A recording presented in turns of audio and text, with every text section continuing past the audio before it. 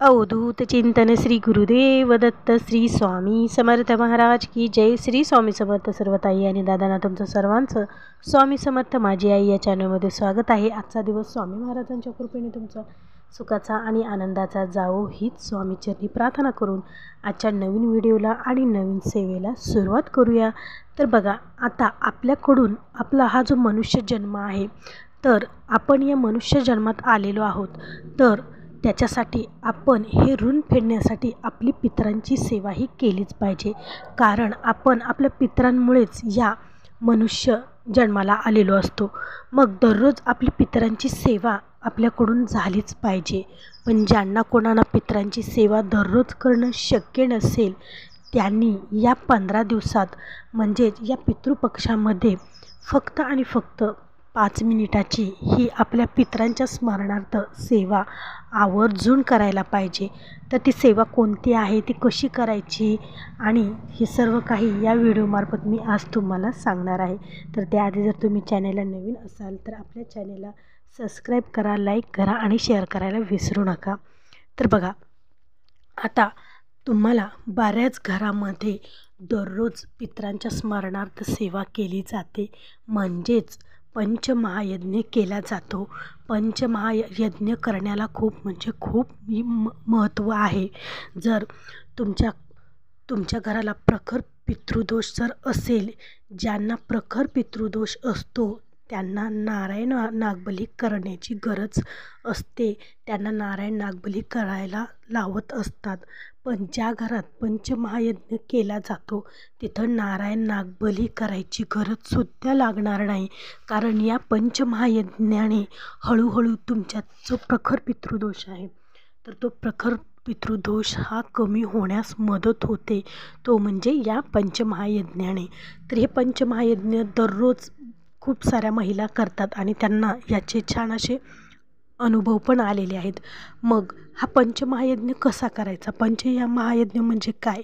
बघा, जे पितृयज्ञ, देवयज्ञ, ऋषीयज्ञ, मनुष्ययज्ञ हे जे सगळे यज्ञ आहेत, तर त्यालाच पंचमहायज्ञ म्हणत असतात. मग आता हे कसे करायचे?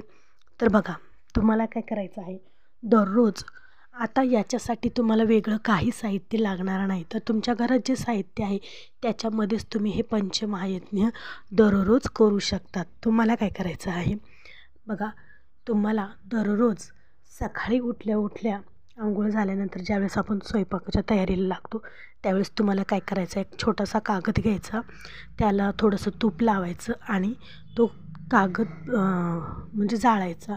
त्यानं काय होणार आहे, तो कागद तूप लावून त्या कागदाला जाळायचं. ते पण देवयज्ञ, त्याला देवयज्ञ असं म्हणतात. मग सकाळ ही तुम्हाला सुरुवात करायची आहे, म्हणजेच अग्नीला तुम्हाला तूप द्यायचं आहे. अशा प्रकारे तूपयज्ञ होतं आणि त्यालाच देवयज्ञ असं म्हणतात.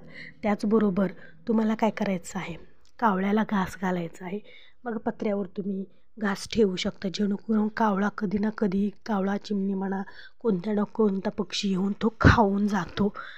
हे पण तुम्हाला दररोज करायचं आहे.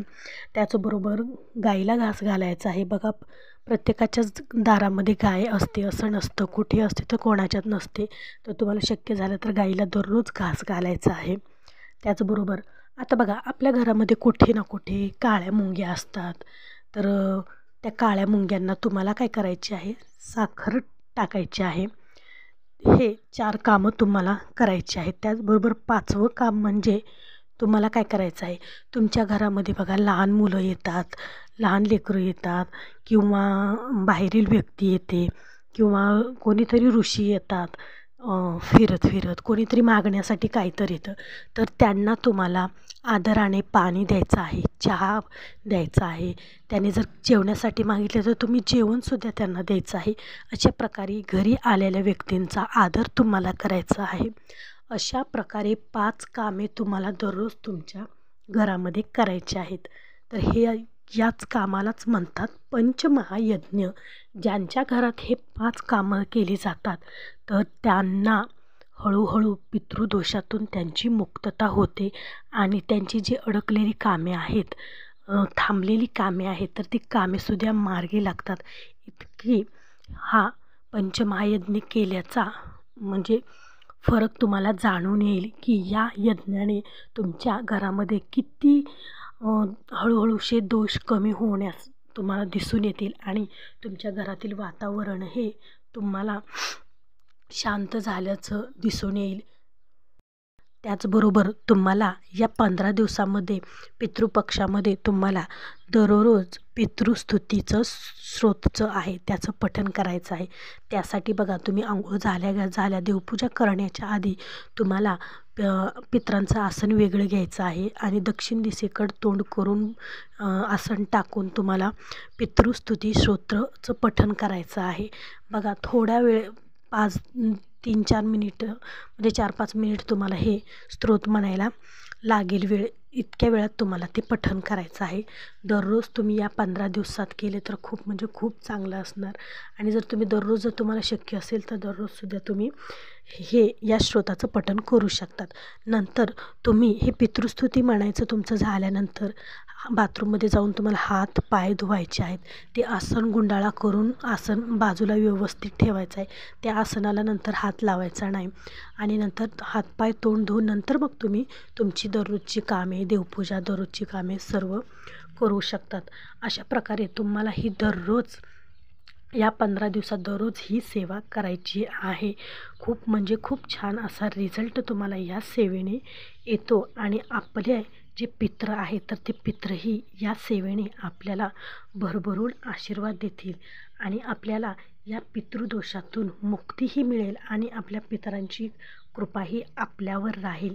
त्यासाठी आवर्जून या पितृपक्षामध्ये तुम्हाला दुसरी कोणतीच सेवा शक्य नसेल तर फक्त आणि फक्त 2 मिनिटाची ही पितरांची सेवा तुम्ही आवर्जून या 15 दिवसात नक्की करा.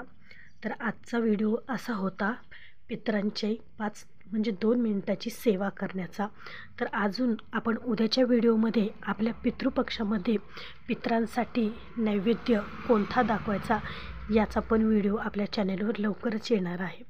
तर चला, तर मग आजचा व्हिडिओ असा होता. तुम्हाला जर आवडला असेल तर नक्की एक लाईक करा आणि आपल्या चॅनेलला जर नवीन असाल तर आपल्या चॅनेलला सबस्क्राईब करा आणि तुम्हाला जर आपल्या चॅनेलवरचे जर व्हिडिओ आवडत असेल तर आपल्या व्हिडिओला एक लाईक आणि एक कमेंट नक्की करा.